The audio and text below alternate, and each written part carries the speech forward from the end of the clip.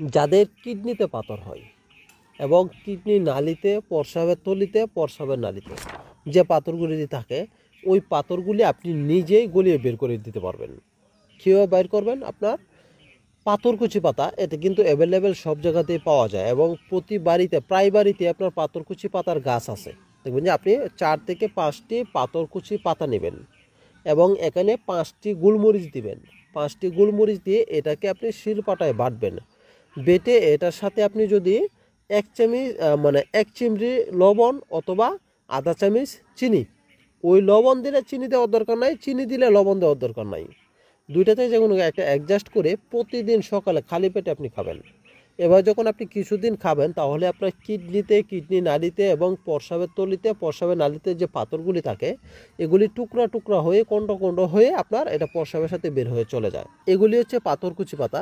দেখেন, এটা কিন্তু এই পাতা থেকে কিন্তু চারা জন্মায়। এই পাতা থেকে চারা জন্মায়। এটা গুঁড়ির মধ্যে দেখেন অসংখ্য পুয়া জ্বালাইছে, এখান থেকে অসংখ্য গাছ হবে।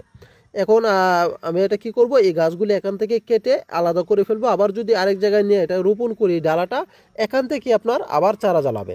তো অবশ্যই ফ্রেন্ডস, যাদের কিডনিতে পাথর আছে, এটা যদি এভাবে ইউজ করেন, তাহলে আপনাদের পাথরটা টুকরা টুকরা হয়ে, কণ্ড কণ্ড হয়ে প্রস্রাবের সাথে বের হয়ে যাবে।